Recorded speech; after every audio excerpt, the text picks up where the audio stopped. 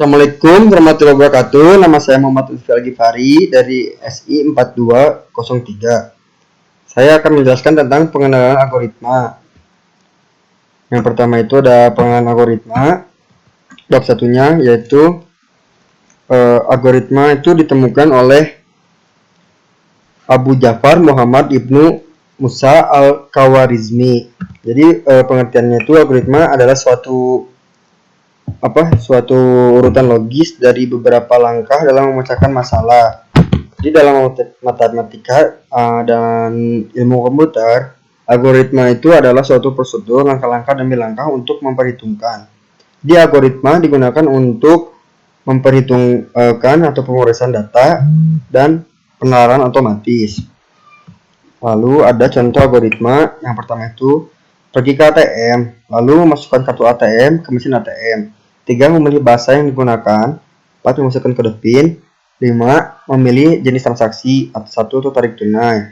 6. Memilih jumlah uang yang akan diambil. 7. Mengambil struk dan kartu ATM. Jadi itu langkah-langkah contoh algoritmanya. Jadi ada input, ada output. Soal algoritma, tinjau sebuah masalah sederhana yakni mempertukarkan isi dari dua buah gelas. Gelas A berisi air kopi dan B berisi air teh. Bagaimana algoritmanya? Jadi ini akan mempertukarkan gelas A yang berisi kopi dan gelas B yang berisi teh. Pertama itu kita ambil gelas kosong, lalu gelas yang berisi tehnya itu dituangkan ke gelas kosong sampai penuh, dan gelas yang berisi kopinya dituangkan ke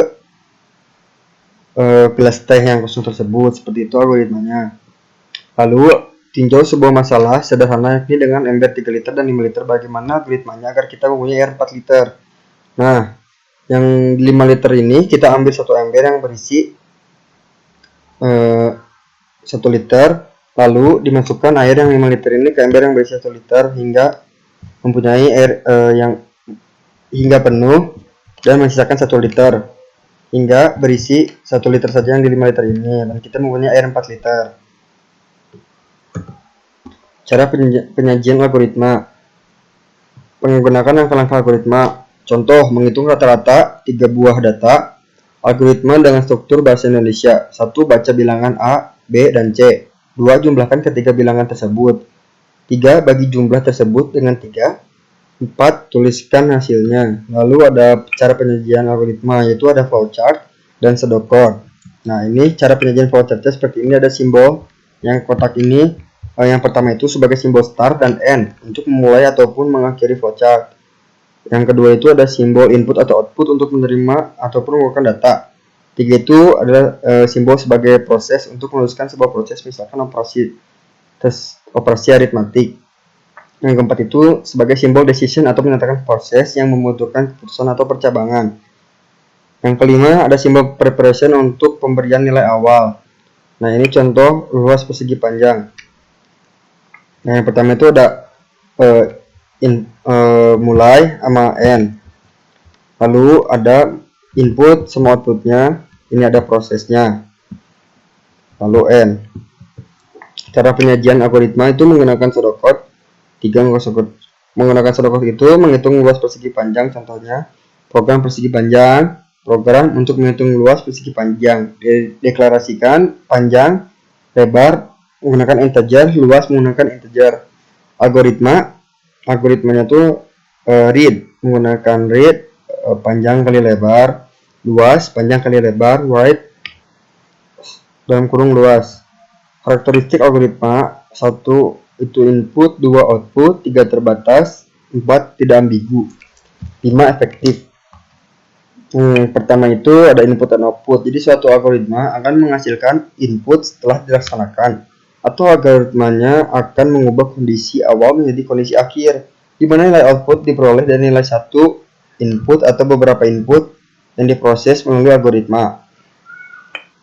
Yang 3 itu terbatas.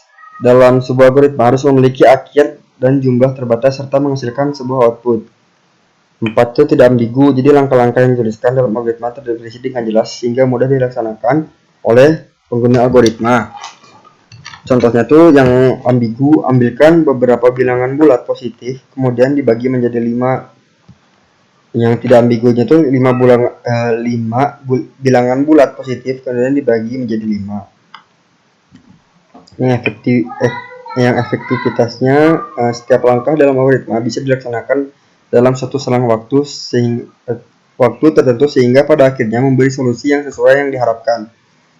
Lalu ada struktur dasar algoritma. Yang pertama itu urutan, ada langkah 1, langkah 2 sampai langkah 3-nya. Ada pemilihan atau selection, ada perulangan. Nah, di sini ada soal algoritma. Dia ada seorang petani yang membawa seekor kambing dan seekor serigala dan sekeranjang sayur. Mereka berada di tepi sebuah pulau dan ingin menyeberang ke pulau seberang. Di tepi pulau itu hanya ada sebuah perahu yang cukup untuk 2 penumpang. Situasinya dipersulit dengan kenyataan bahwa kambing tidak boleh ditinggal berdua dengan serigala tanpa adanya petani, karena serigala akan memakan kambing. Kemudian kambing tidak boleh ditinggal bersama sayur karena kambing akan memakan sayurnya. Kemudian yang bisa menggunakan perahu hanyalah petani. Bagaimana kegagalannya agar mereka semua bisa menyeberang ke sebuah pulau dengan utuh? Nah, yang pertama itu si petani dengan perahunya akan membawa kambing ke pulau yang utuh. Lalu si petaninya akan balik lagi untuk mengambil kubis ke pulau yang utuh dan membawa kambingnya lagi ke pulau ini, lalu membawa serigalanya ke pulau yang utuh. Dan yang terakhir balik lagi dia akan membawa kambingnya sehingga semuanya bisa bersama-sama di sana. Nah, ini untuk referensinya. Terima kasih, sekian dari saya, Muhammad Rusal Gifari, undur diri. Assalamualaikum warahmatullahi wabarakatuh.